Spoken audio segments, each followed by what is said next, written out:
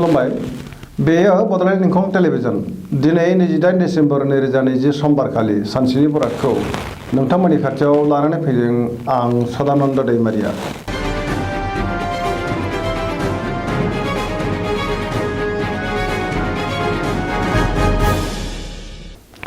सिगां फरायनो लादों मेष राशि। दिनैनि साना जोबोर मोजां। मावनो लानाय खामानिखौ गोरलैयैनो मावफुंनो हानानै गोसोखौ जोबोर गोजोननाय मोनगोन।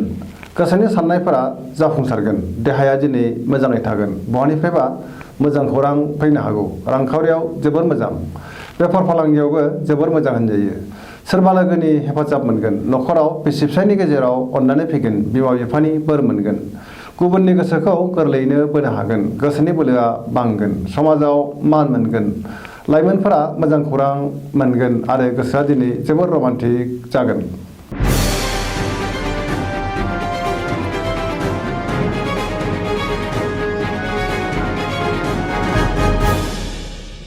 वृष राशि।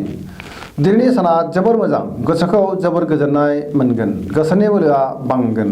मावनो लानाय खामानिखौ गोरलैयैनो मावफुंनो हागोन। समाजाव मान मोनगोन। रांखावरियाव दिनै जोबोर मोजां। बेफार फालांगियावबो जोबोर मोजां। न'खराव बिसि फिसायनि गेजेराव अननानै फैगोन।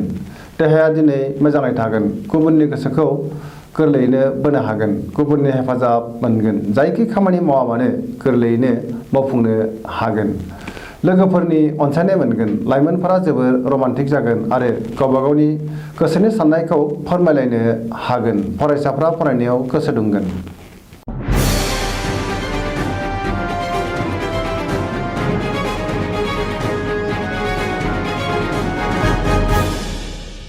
मिथुन राशि। दिनैनि साना जोबोर मोजां। गोसोखौ जोबोर गोजोननाय मोनगोन। देहाया दिनै मोजाङै थागोन। रांखावरियाव जोबोर मोजां। बेफार फालांगियावबो जोबोर मोजां। न'खराव अनलायनाय फैगोन आरो खुसिनि दैमु बोहैगोन। समाजाव मान मोनगोन। गोसोनि बोलोआ बांगोन। मावनो लानाय खामानिखौ गोरलैयैनो मावफुंनो हागोन। गुबुननि हेफाजाब मोनगोन। लाइमोनफोरनि गोसोआ जोबोर रमान्टिक जागोन।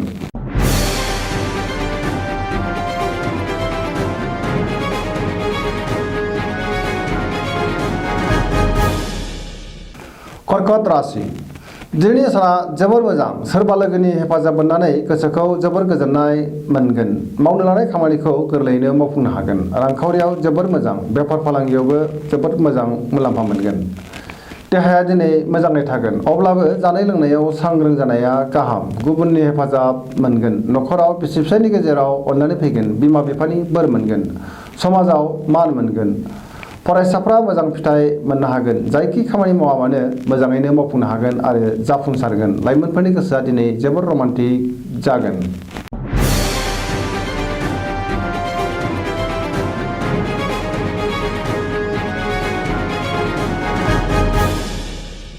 सिंह राशि। दिनैनि साना मोजां आरो गाज्रिनि गेजेरजों बाबेनलांगोन। गोसोआव जोबोर गुलाय गुजाय साननाय फैगोन। मावनो लानाय खामानियाव देबार नांगोन। सोरबा लोगोनिफ्राय गाज्रि खौरां मोननो हागौ। रांखावरियाव मोजांद्राय नङा। नाङा फाङा खरसाया बांगोन। बेफार फालांगियाव मोजां। न'खराव बिसि फिसायनि गेजेराव अननानै फैगोन। समाजाव मान मोनगोन। देहाया दिनै मोजाङै थागोन।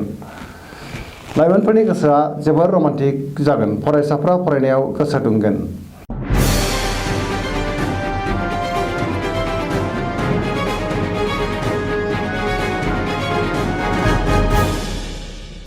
कन्या राशि। दिनैनि साना जोबोर मोजां। गोसोखौ जोबोर गोजोननाय मोनगोन। रांखावरियाव जोबोर मोजां। अब्लाबो नाथाय खरसाया बांगोन। बेफार फालांगियाव मोजां मुलाम्फा मोनगोन। देहाया दिनै मोजाङै थागोन। अब्लाबो जानाय लोंनायाव सांग्रां जानाया गाहाम। हरखाबै सोरबा मुंदांखा सुबुंजों लोगो मोनलायगोन। न'खराव बिसि फिसायनि गेजेराव अननानै फैगोन। समाजाव मान मोनगोन। मोननो गोनां धोनखौ दिनै मोननो हागोन। गुबुननि गोसोखौ गोरलैयैनो बोनो हागोन। गोसोनि साननायफोरा जाफुंगोन। लाइमोनफोरनि गोसोआ जोबोर रमान्टिक जागोन।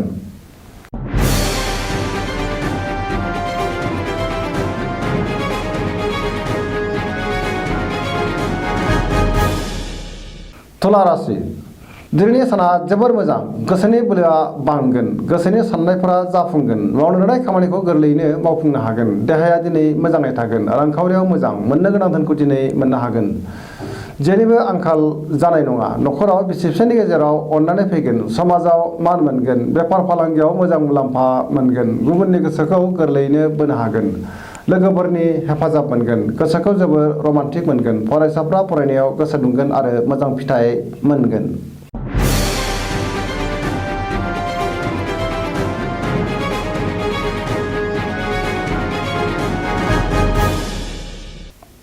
वृश्चिक राशि दिनैनि साना बारा मोजां नङा। गोसोआव गुलाय गुजाय साननाय फैगोन। मावनो लानाय खामानिखौ मावफुंनो गोब्राब जागोन। गोसोनि साननाया देबारनांगोन। समाजाव मान मोनगोन। न'खराव बिसि फिसायनि गेजेराव अननानै फैगोन। रांखावरियाव बारा मोजां नङा। नाङा फाङा खरसाया बांगोन। बेफार फालांगियाव मोजां। देहाया दिनै मोजां थानाय नङा। गगा बायदिसिनाजों एबा उदैनि बेरामाव खस्थ' मोनगोन। गुबुननि हेफाजाब लानांगोन।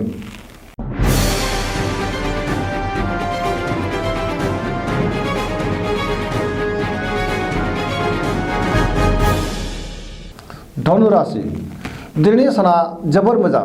गोसोआव बोलो बांगोन। मावनो लानाय खामानिखौ गोरलैयैनो मावफुंनो हागोन। गोसोखौ जोबोर गोजोननाय मोनगोन। गोसोनि साननाया जाफुंगोन। रांखावरियाव जोबोर मोजां। मोननो गोनां धोनखौ दिनै गोरलैयैनो मोननो हागोन। बेफार फालांगियाव जोबोर मोजां मुलाम्फा मोनगोन। समाजाव मान मोनगोन। देहाया दिनै मोजाङै थागोन। न'खराव बिसि फिसायनि गेजेराव अननानै फैगोन। बिदा फंबायनि हेफाजाब मोनगोन। लाइमोनफोरा गोसोखौ जोबोर रमान्टिक मोनगोन आरो गावबा गावनि गोसोनि साननायफोरखौ फोरमायलायनो हागोन।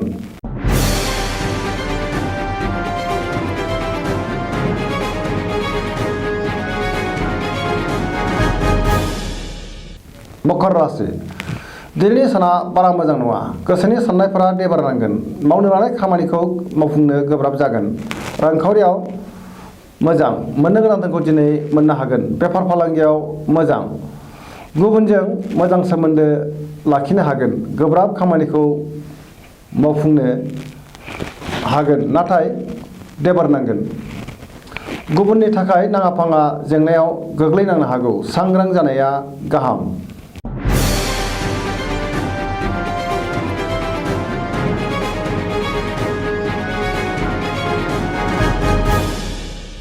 कुम्भ राशि दिनैनि साना बारा मोजां नङा। गोसोखौ जोबोर उसुखुथु मोनगोन। मावनो लानाय खामानिखौ मावफुंनो गोब्राब जागोन। बहानिफ्रायबा हरखाबै गाज्रि खौरां फैनो हागौ। रांखावरियाव बारा मोजां नङा। नाङा फाङा खरसाया बांगोन। फालांगियाव खहा जागोन। देहाया मोजाङै थागोन। न'खराव बिसि फिसायनि गेजेराव अननानै फैगोन। गुबुननि हेफाजाब लानांगोन। बिमा बिफानि अननाय मोनगोन। गोसोनि जिंगाया बांगोन।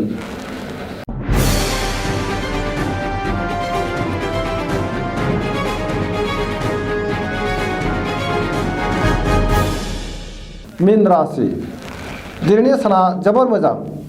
गोसोखौ जोबोर गोजोननाय मोनगोन। गोसोनि बोलोआ बांगोन। देहाया दिनै मोजाङै थागोन। रांखावरियाव जोबोर मोजां। बेफार फालांगियाव मोजां मुलाम्फा मोनगोन। न'खराव अननानै फैगोन। सेंग्रा सिख्लाफ्रा गोसोखौ जोबोर रमान्टिक मोनगोन। गोसोनि साननायफोरा जाफुंगोन।